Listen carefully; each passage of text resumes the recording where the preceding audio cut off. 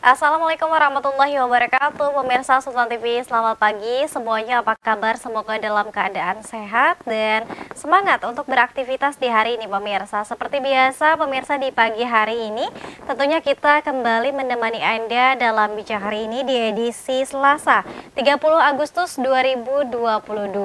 Namun sebelum kita membahas tema kita yang sangat menarik di hari ini, pemirsa, kita ingatkan kembali untuk Anda yang belum memfollow media sosial kita di Instagram kita di @sultantv.co dan juga @beritasultantv, lalu fanpage Facebook kita di @kreatifsultan dan juga YouTube streaming kita di Sultan TV. Anda juga bisa menyaksikan tayangan kita melalui TV satelit Nin Media di channel 026. Dan pemirsa, bahwa terkait dengan pembahasan kenaikan harga BBM atau harga bahan bakar minyak begitu ya yang terus berembus, dan seperti kita ketahui bersama juga bahwa sebelumnya pemerintah dan juga Pertamina ini sudah menaikkan 3 jenis BBM, yakni ada Pertamax Turbo dan juga Dexlite dan Pertamina Dex ya, yang ini sudah naik beberapa waktu lalu. Dan usai itu pemerintah juga ternyata sedang membahas terkait dengan rencana kenaikan harga Pertalite dengan alasan subsidi pemerintah menjadi beban yang tidak cukup ringan. Lalu seperti apa kebijakan kenaikan dari harga BBM yang kemudian ini terus mencuat begitu ke tengah publik? Kita telah terhubung dengan akademisi kita dan juga sekaligus pengamat kebijakan publik, ada Bang Lisman Manurung, MSI PhD. Assalamualaikum Bang Lisman, selamat pagi. Ya, selamat pagi, Mbak. Ya, Bang Lisman sehat hari ini, Bang? Sehat. Alhamdulillah. Terima kasih Abang sudah mau membersamai kita kembali di pembahasan BBM ya kali ini. Ya, siap. Baik, Bang, mungkin boleh sedikit tanggapan terlebih dahulu, Bang, bagaimana nih wacana pemerintah yang katanya sih akan ada rencana ya ini untuk menaikkan kembali harga BBM. Silakan. Ya, terima kasih. Saya teringat pada tahun 2014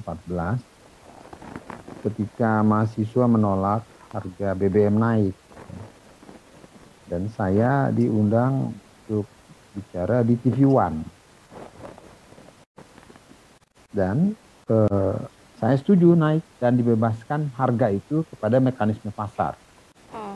Ya, jadi saya setuju naik, tetapi dengan catatan bahwa gejolak harga itu dibiarkan bergerak sesuai dengan permintaan pasar.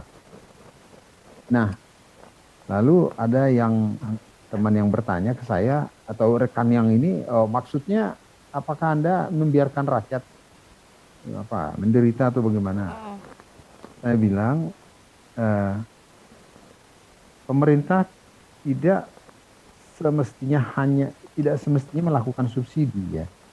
Karena subsidi itu diberikan sebagai pemberian yang merata untuk semuanya. Sehingga pemberian itu tidak hanya diterima oleh kaum miskin ya. Ada orang yang punya mobil 2 dan motor 5. Nah, 5-5-nya kan menyedot bensin. Yeah. Kalau perlu motornya yang digunakan untuk menyedot bensin dan kemudian ditaruh di mobilnya di rumah, gimana? Ya kan? Nah, saya bilang bahwa yang harus dilakukan adalah perbaikan secara terus-menerus atas pelayanan-pelayanan publik. Yang disebut dengan pelayanan publik itu adalah pelayanan kesehatan, ya, itu yang paling penting, karena kalau tidak sehat ya lewatkan gitu ya. Pelayanan pendidikan, ini penting. Kalau tidak terdidik ya bodoh, tapi masih hidup ya. Masih bisa belajar lagi, masih bisa lebih maju lagi. Dan bahkan mungkin lebih termotivasi untuk merubah nasib ya. Terus pelayanan perumahan. Nah, kalau belum punya rumah ya masih bisa ngontrak. Kalau nggak bisa ngontrak ya numpang lah kan gitu. Tapi yang pasti pelayanan kesehatan, pelayanan pendidikan, pelayanan perumahan. Ini adalah pelayanan publik yang ditanggung jawab pemerintah. Dan kemudian pelayanan transportasi. Sebetulnya ini urusan keempat. Ya.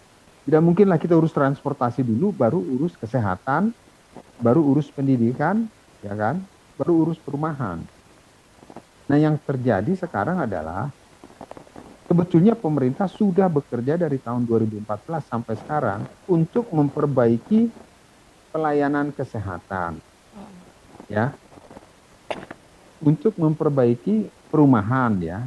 Perumahan tidak hanya rumahnya loh yang maksudnya diperbaiki, jalan menuju rumah di desa-desa itu juga bagian dari pelayanan pembangunan pelayanan penyediaan fasilitas rumah yang layak kan.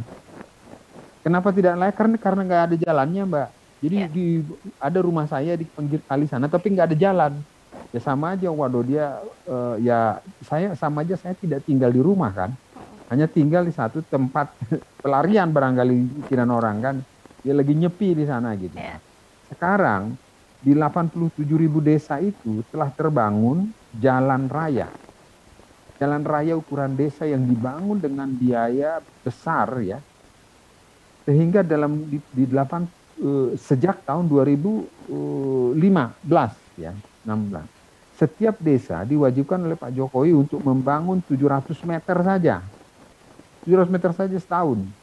Tapi sekarang semua desa itu sudah mempunyai jalan ya. Sedikit-dikitnya dia sudah mempunyai jalan 3,5 kilometer. Nah, coba desa punya 3,5 kilometer kan. Yang tadinya dia ke sebelahnya itu harus becek dan malah nggak jadi gitu. Karena ada empang gede, ya udah ya. Sampai tahun depan ketemu lagi gitu ya kan. Nah, sekarang itu sudah terhubung dengan jalan di 87.000 desa. Ya beberapa desa di Rian nggak bisa lah. Kita nggak bisa samakan di tempat-tempat tertentu karena fasilitas pendukungnya kan terbatas. Ya, tidak punya lah. Ya. Jadi yang menjadi pikiran banyak orang adalah ini pemerintah menaikkan BBM suka-suka gitu. Ya. Tapi harus dibandingkan pada zaman sebelumnya. Ya kan? Zaman sebelumnya jaminan kesehatan itu tidak jelas. Ya. Ada banyak orang yang meninggal, bayi meninggal di perjalanan karena ditolak rumah sakit. Kenapa ditolak rumah sakit? Ya rumah sakitnya juga bingung nanti diobati pakai apa. Tapi kan dia nggak ngomong ya. Karena nggak tersedia obatnya, ya kan macam-macam hal. Jadi kita hanya bilang, aduh kelewatan rumah sakit. Sekarang tidak boleh ada rumah sakit satupun yang menolak pasien. Termasuk kalau BPJS-nya juga belum lengkap. Ya kan, itu bisa diurus belakangan. Nah, dan kita masih dengar di 10 tahun lalu itu ada orang yang nyolong susu di supermarket. Tidak ada susu untuk menyusui anaknya. Itu diketawain. Siapa bilang bilang aja kamu sakit. Kamu datang ke puskesmas. Nanti dikasih susu, dikasih segala macam. Saya sendiri merasakan perawatan di puskesmas itu jauh lebih murah dan murah-murah banget.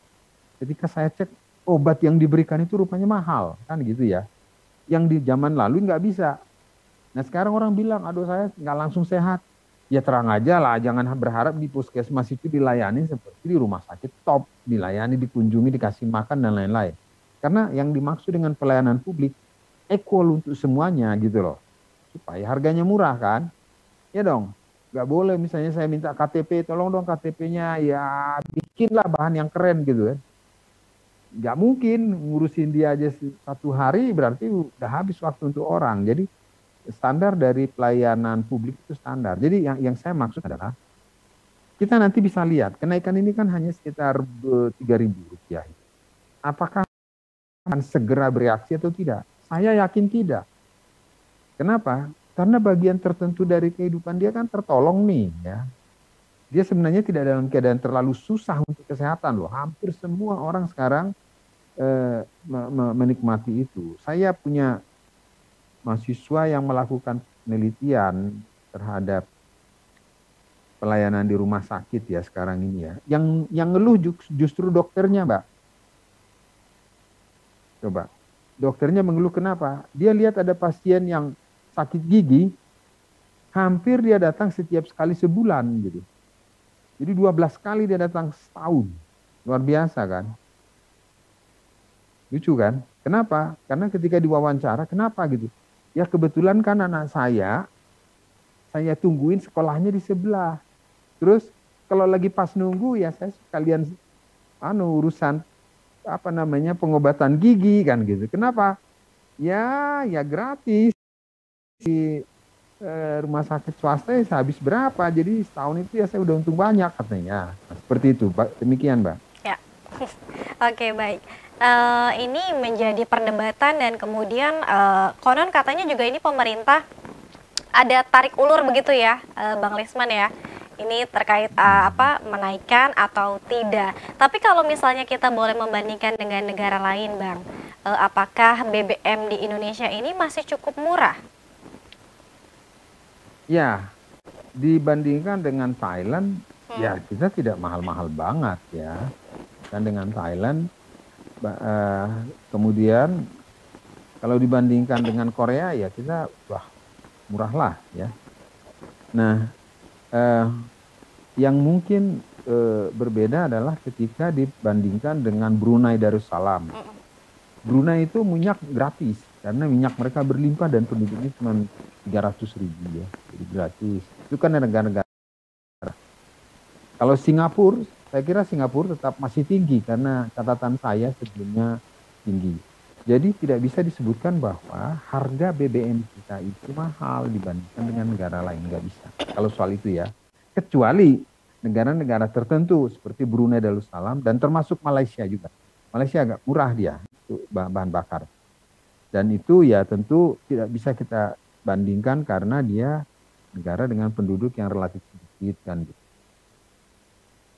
Begitu, Mbak.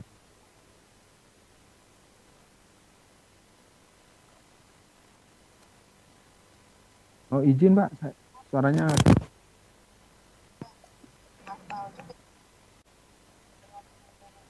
saya nggak bisa dengar ya, nggak dengar. Halo, maaf suara saya kedengaran nggak ya?